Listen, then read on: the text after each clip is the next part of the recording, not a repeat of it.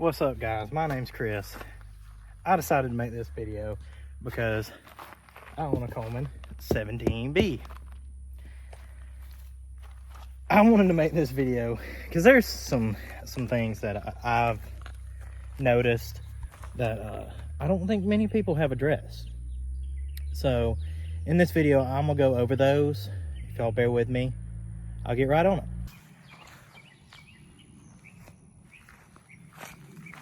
All right, so the first thing I'm going to address is our propane bottle, right? So most of them come with this rubber line. It's just a single tank. It's not a dual tank setup. Well, the squirrels love this rubber line. I went through 3 of them. So then I finally decided to go on Amazon and order this 3-foot metal braided line. Works perfectly. I feel like Keystone could have just put that on from the factory and everything would have been a-okay. Next issue is kind of a construction zone in my camper, and here's why. That's the unit it comes with. It's 5,000 BTU. I live in Alabama. It is 9,000 degrees in the summer because of the humidity, and we're right off the coast, all those things, okay? Why are we underpowering the AC? It's 5,000 BTU. The camper, inside to inside, is 17 foot from this front wall to the back of the bathroom wall, which is right there. So that's 17 foot and it's almost 8 foot wide. If I remember, that's 130 something square foot. A 5,000 BTU unit is meant to cover a 150 square foot. So why don't we just upgrade to the 6,000 BTU unit that covers 250 square foot? Then we're overpowered for our AC versus right at it. So what I'm doing today is installing the AC. So I have a Zafro 6,000 BTU AC that I am installing in there. Another thing that doesn't fully get addressed, I've seen it on some forums, is this drip pan.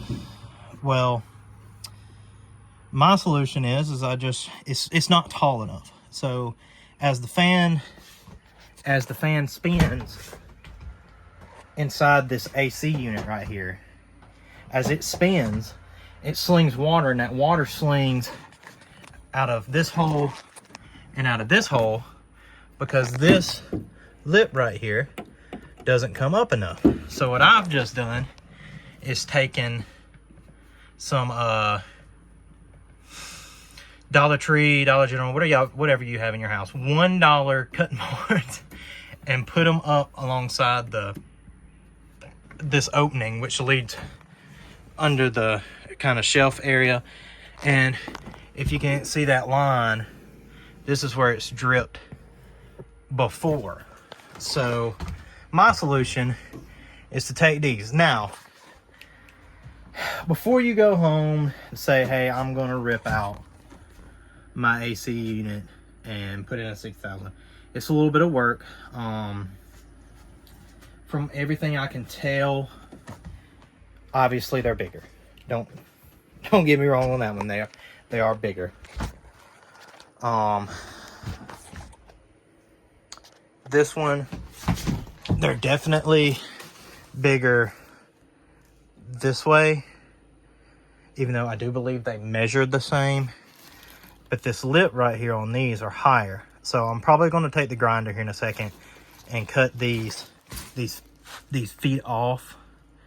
And then when I get it in the actual housing, I'll probably put something underneath there to raise it up, whether it be washers or something of that nature. In my opinion, the one I purchased, every one of them is probably different. It only has one set screw hole for the roof holder up here.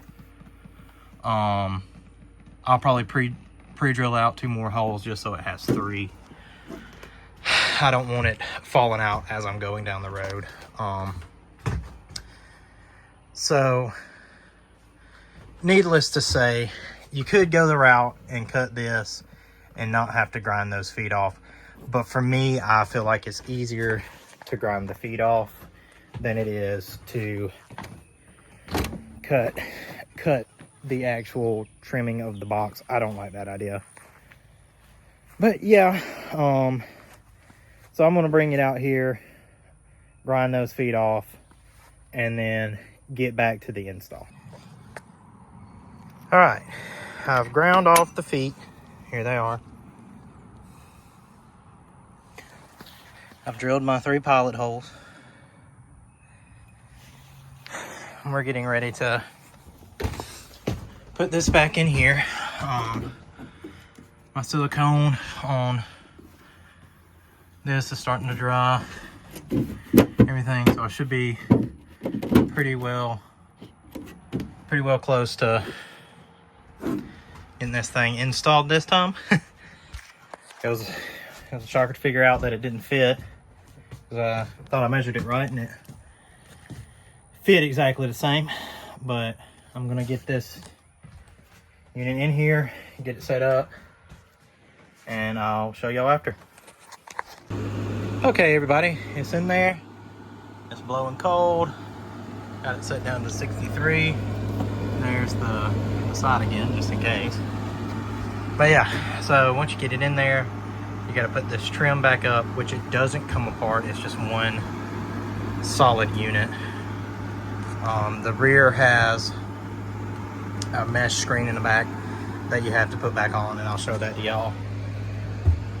Hopefully there's no more room unless you start doing some major cutting for like a 8,000 BTU or a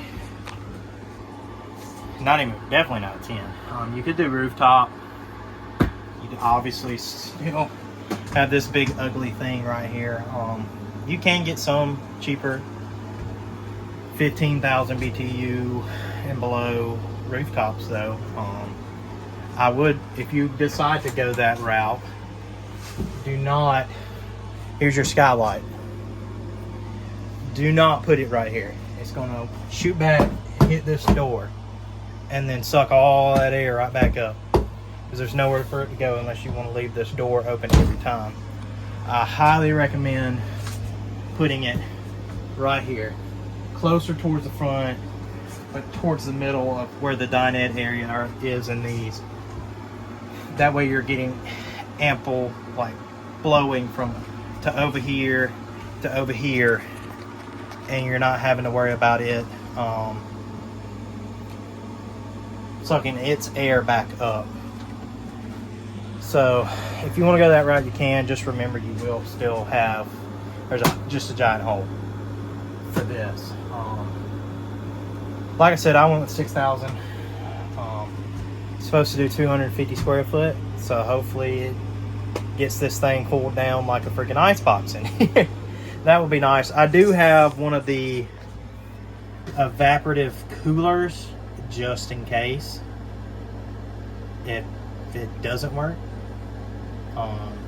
That'd be fine, but we have that as backup with the ice packs just to get it cool in here. We are taking this camper to the beach in exactly 4 weeks. When we have a trip this weekend to one of our local campgrounds, which is a fort. So if y'all would like for me to video how this is going, just let me know. Nice talking to you. Make sure, if y'all are gonna go this route, maybe watch this video, see what I done, and maybe you can improve and do something differently, and let me know in the comments. All right, peace. Bye, guys.